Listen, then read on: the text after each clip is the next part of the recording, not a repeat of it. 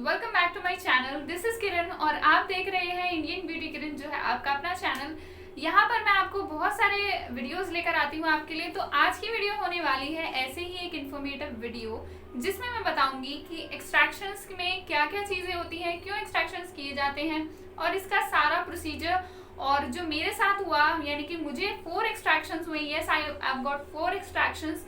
तो मैं अपना पर्सनल एक्सपीरियंस भी आपके साथ शेयर करूंगी कि मुझे क्या क्या फील हुआ, आपको एक्सट्रैक्शंस कराने चाहिए कि नहीं कराने चाहिए। सो सारी चीज़ें इस वीडियो में होने वाली है। वीडियो थोड़ा लंबी हो सकती है, बट मेक श्योर कि आप पूरी वीडियो को देखें, बिल्कुल भी बीच में स्किप ना करें। अदरवाइज आपको फिर कुछ डाउट रह जाएगा, फिर आप मुझसे कॉमेंट बॉक्स में क्वेश्चन पूछेंगे। मैं सारे टॉपिक्स कवर करने वाली हूँ इस वीडियो में related to extractions. So guys, let's begin the video without any further. So guys, let's begin with the most requested question, जो सबसे ज़्यादा मुझसे पूछा जाता है।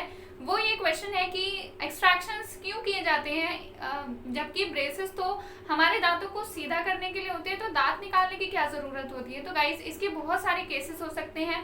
पहला कारण हो सकता है, अगर आपके दांतों में कुछ खराबी है तो आपका दांत निकालना पड़ सकता है, या फिर अगर आपको कोई गम डिजीज है, आपके मसूड़ों में कोई दिक्कत है, तो आपका जो एक्सट्रैक्शन है वो होता है।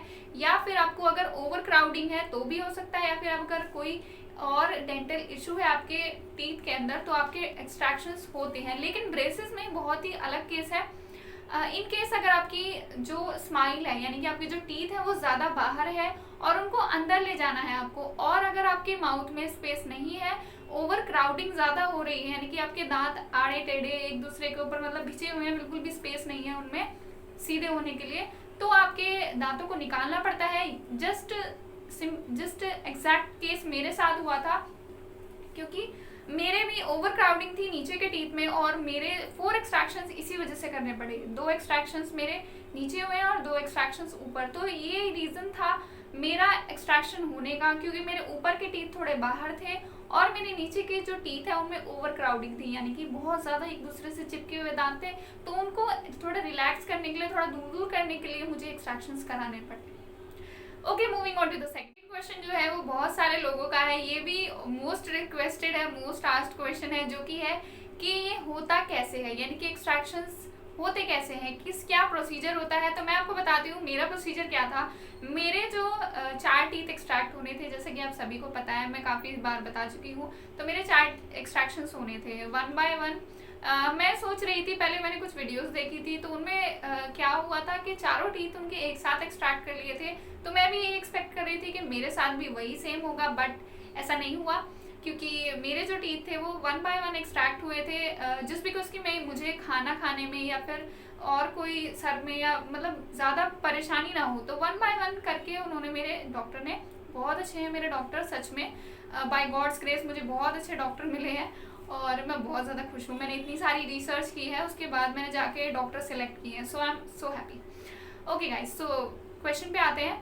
तो गाइज, एक्सट्रैक्शन की प्रोसेस को सबसे पहले क्या करते हैं डेंटिस्ट, आपको मतलब उस सीट पे बिठा दिया जाएगा, एंड देन आपको रेडी होना पड़ता है। पहले तो मेंटली आप बिल्कुल भी घबराए नहीं, ये नहीं कि वो एकदम से ही आपका दांत खींचने लग जाएंगे, ऐसा बिल्कुल भी नहीं होगा। वो सबसे पहले आपको एनेस्थीसिया देते हैं, यानी कि सबसे पहले आपको मतलब अब जहाँ भी जो भी एरिया है जहाँ से भी आपका टीथ एक्सट्रैक्ट करना है, मान लीजिए मेरा टीथ ऊपर से एक्सट्रैक्ट करना है, तो ऊपर यहाँ पर जो गम्स के अंदर है, यहाँ गम्स के ऊपर साइड मतलब गम्स में इंजेक्शन लगाया जाता है। तो अब यार डरिएगा मत बिल्कुल भी, मैंने भी लगवाया, मुझे बहुत ज़्यादा डर लगता है इंजेक्शन से पर्सनली, मैं झूठ नहीं बोल रही, मुझे बहुत ज़्यादा डर लगता है। मैं खुद उस टाइम भगवान से प्रार्थना कर रही थी कि भगवान दर्द ना हो, बट मुझे कराना था, तो मैं बिल्कुल भी मतलब मैं बहुत हिम्मत करके गई थी और अकेली गई थी। तो मैंने मतलब जब मुझे वो इंजेक्शन लगा तो मतलब दर्द तो हुआ था, बट इतना नहीं, मैंने मतलब झेल लिया कैसे भी करके। तो गाइज, इतना दर्द नहीं होता जितना आप सोच रहे होगे, जैसे कि मतलब आपको एक पिन चुभ गई हो, बिल्कुल ऐसे फील होता है। या फिर मेरे डॉक्टर अच्छे थे, उन्होंने अच्छे से ट्रीटमेंट, अच्छे से वो सुई लगाई, इसलिए शायद मुझे ज़्यादा दर्द ना हुआ, बट इतना दर्द नहीं होता। तो उन्होंने ऊपर की साइड और एक अंदर की साइड इंजेक्शन, यानी कि एक एक्सट्रैक्शन में 2 बार आपको इंजेक्शन लगाए जाते हैं।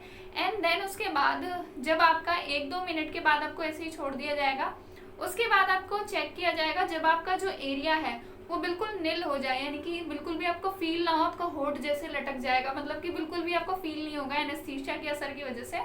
तो आपका इतना पूरा एरिया जो है ये बिल्कुल नम पड़ जाएगा, बिल्कुल भी इसमें आप मूवमेंट नहीं कर पाएंगे, आपका लिप भी हिलना बंद हो जाएगा। तो ऐसा असर होता है एनेस्थीसिया का, और ये 2 से 3 घंटे तक जाता है, 2 से 3 घंटे के बाद। तो जब आपका एनेस्थीसिया आप पे वर्क करने लगेगा, उसके बाद आपका जो वो अपना प्लास वगैरह लेके आएंगे, मतलब प्लास की तरह ही होता है वो छोटा, उससे आपके दांत को पहले, मतलब एक नीडल टाइप की होती है, उससे पहले गम्स को दांत से हटाया जाता है साइड साइड से। उसके बाद आपके दांत को प्लास से खींचते हैं, वो धीरे धीरे, एकदम से नहीं खींचते, धीरे धीरे, और उसके बाद एक्सट्रैक्शन डन। उसके बाद तो गाइज ये होती है पूरी एक्सट्रैक्शन की प्रोसेस। उसके बाद आता है नेक्स्ट के इसके आफ्टर साइड इफेक्ट्स क्या होते हैं, क्या इससे बहुत ज़्यादा दर्द होता है, इसका दर्द कितने दिनों तक रहता है। तो गाइज मैं आपको बता दूं कि आफ्टर एक्सट्रैक्शंस डॉक्टर बोलते हैं कि आपको 1 से 2 घंटे के बीच में कुछ नहीं खाना है। 1 घंटे बाद आप खाना खा सकते हैं, मतलब माइल्ड फूड खा सकते हैं, ज़्यादा हार्ड चीज़ें उस साइड से बिल्कुल भी नहीं खाना, दूसरी साइड से खाना खाना जहाँ से एक्सट्रैक्शन नहीं हुआ है। और आप मतलब एनेस्थीसिया का असर 2-3 घंटे तक रहता है, उसके बाद आप खाना खा सकते हैं। 1-2 घंटे बाद खत्म होने लगता है धीरे धीरे। और हाँ, मेक श्योर कि आप सॉफ्ट फूड खाएं। और नेक्स्ट क्वेश्चन आता है कि क्या ब्रश करना चाहिए या नहीं करना चाहिए। तो मैं आपको बता दूं कि ब्रश नहीं करना चाहिए। एक दिन तो अब ना ही करें, हल्का सा अगर उंगली से वो जो मंजन आता है उसे कर ले, वो ज़्यादा बेटर रहेगा। क्योंकि अगर वो जो हर्ट करेगा उस साइड, तो आपको 3-4 दिन तक करना ही नहीं है। बस उंगली से अगर कर सकते हैं तो कर लीजिएगा, अदरवाइज कोई ज़रूरत नहीं है। तो ब्रश आप बिल्कुल भी अवॉइड करें। जो उसके ब्रिसल्स है वो अगर उसमें लग गए तो उसका जो वहाँ पर इन्फेक्शन भी हो सकता है। तो आप ब्रश को बिल्कुल ही अवॉइड करें आफ्टर एक्सरसाइज। अब आते हैं इसके प्रिकॉशंस, यानी कि आपको क्या क्या चीज़ें ध्यान रखनी है आफ्टर एक्सट्रैक्शंस। तो आपको सबसे पहले तो कोई भी चिपचिपी या फिर ज़्यादा स्टिकी चीज़ नहीं खानी है, जैसे च्युइंगम हो गई, चॉकलेट्स हो गई, या फिर कोई भी हार्ड चीज़ें बिल्कुल भी नहीं खानी है। बहुत ही सॉफ्ट फूड खाना है, डाइल्यूट लिक्विड्स ज़्यादा पीने हैं, ज़्यादा से ज़्यादा अपनी बॉडी को हाइड्रेटेड ज़रूर रखना है, क्योंकि आप खाना उतना नहीं खा पाएंगे। मेरी डाइट इतनी ज़्यादा कम हो गई थी क्योंकि जब मेरे एक्सट्रैक्शंस हुए थे, क्योंकि कुछ खाया ही नहीं जाता था। तो यार वेट लॉस, जिनको भी वेट लॉस करना है ना, तो सबसे बेस्ट ऑप्शन है एक्सट्रैक्शन। यानी मतलब मैं ये नहीं कह रही कि अपने दांत तोड़वा लो पतले होने के लिए, बट मैं बता रही हूँ कि अगर आपको ब्रेसेस है तो आपका वेट लॉस ऑलरेडी अपने आप ही हो जाएगा, आपको कुछ करने की जरूरत नहीं पड़ेगी, अपने आप ही आपकी डाइट कम हो जाएगी और आपका वेट लॉस। तो ये इसका प्लस पॉइंट है ब्रेसेस। मुझसे क्वेश्चन पूछा है कि क्या इसके गैप्स फिल होते हैं या नहीं। तो गाइज इसके गैप्स फिल होते हैं, येस। मैं लाइव एग्जांपल हूँ, आपको ये पिक्चर दिख रही होगी, इधर देखो। तो इसके गैप, मेरे जो नीचे वाले टीथ हैं उनके गैप्स ऑलमोस्ट फिल हो चुके हैं, लेकिन ऊपर वाले टीथ हैं वो अभी भी ओपन है। तो गाइज ये भी जल्दी से 3-4 महीने में फिल हो जाएंगे, मेरे डॉक्टर ने मुझे बोल दिया है। तो मैं बहुत खुश हूँ, यस ये गैप्स फिल हो जाते हैं। आपको कोई अलग से दांत लगवाने की ज़रूरत नहीं पड़ेगी, चिंता मत लो। कि कुछ लोग बोलते हैं कि क्या जो ये गैप्स है मैं वहाँ पे नया दांत लगवा लूँ, तो ऐसा बिल्कुल भी नहीं करना, आपके गैप्स धीरे धीरे फिल हो जाएंगे। नेक्स्ट क्वेश्चन है इसकी हीलिंग प्रोसेस कितने दिन की होती है, यानी कि जो एक्सट्रैक्शंस का वाउंड है, जो जख्म होता है, वो कितने दिन में ठीक हो जाता है। तो मेरा जो था वो 3 से 4 दिन में ठीक हो गया था, बट कम्प्लीटली इसे रिकवर होने में 1 वीक तो लगता ही है, लेकिन 2 से 3 दिन बाद आप आराम से मतलब खाना पीना खा सकते हो। और बिल्कुल बहुत ही स्लाइटली ब्रश करना है आपको, बिल्कुल भी हार्ड नहीं होना अपने दांतों पर, ये बिल्कुल ध्यान रखना। और इसकी हीलिंग प्रोसेस मतलब 1 हफ्ता तो रहती है मैक्सिमम। नेक्स्ट क्वेश्चन है व्हाट प्रॉब्लम्स कैन ऑकर, यानी कि क्या क्या दिक्कतें हो सकती हैं आफ्टर गेटिंग एक्सट्रैक्शंस। आपको सर दर्द होगा, बहुत ज़्यादा सर दर्द होगा, तो इसके लिए आप पहले से प्रिपेयर रहें।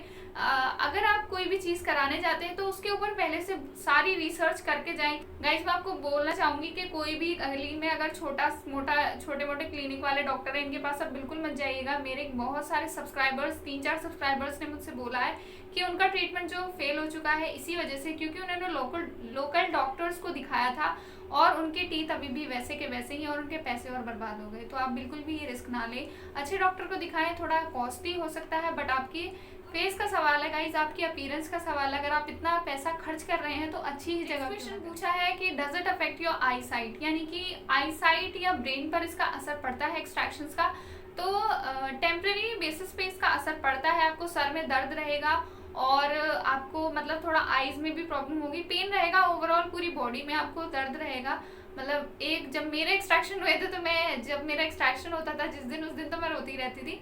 उसके अगले दिन मुझे थोड़ा आराम आता था, हाँ मैं थोड़ा मतलब अब ठीक हूँ। लेकिन जिस दिन एक्सट्रैक्शन होता है ना, उस दिन इतना ज़्यादा दर्द होता है सर में, अनबियरेबल पेन। मैंने अपनी पूरी लाइफ में इतना पेन कभी नहीं सहा जितना मुझे इस ब्रेसेस जर्नी में सहना पड़ रहा है। बट ये वर्थ है इतना, मतलब मुझे रिजल्ट भी उतना ही अच्छा मिलेगा, आई होप सो।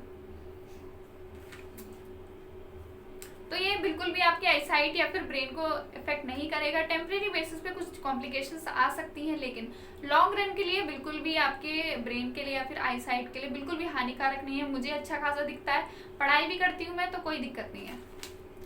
अब आता है next question, should be brush after extractions. तो मैंने आपको पहले ही मना कर दिया, आपको ब्रश नहीं करना है आफ्टर एक्सट्रैक्शंस। अगर आपको करना है तो वो जो मंजन आता है ना, या फिर आप टूथपेस्ट को लेके उंगली से ऐसे दांतों पर रब कर सकते हो, बस।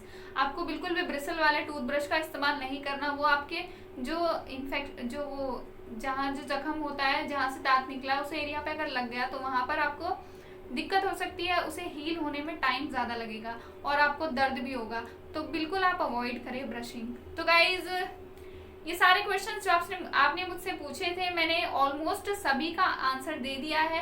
अगर आपके फिर भी कोई क्वेश्चंस या कोई क्वेरीज या कोई डाउट्स हो दिमाग में, वो बच गए हो, तो आप प्लीज़ मुझे कमेंट बॉक्स में ज़रूर बताइए कि मैं आपके सारे क्वेश्चंस और क्वेरीज को, जितनी भी आपकी दिक्कतें हैं, उनको रिजॉल्व करने की कोशिश करूँ। अगर जो मुझे नहीं पता होगा वो मैं अपने डेंटिस्ट से कंफर्म करके आपको ज़रूर बताऊंगी अपनी नेक्स्ट वीडियो में।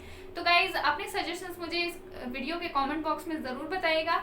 मिलते हैं नेक्स्ट वीडियो में, तब तक के लिए bye bye, take care, love you all.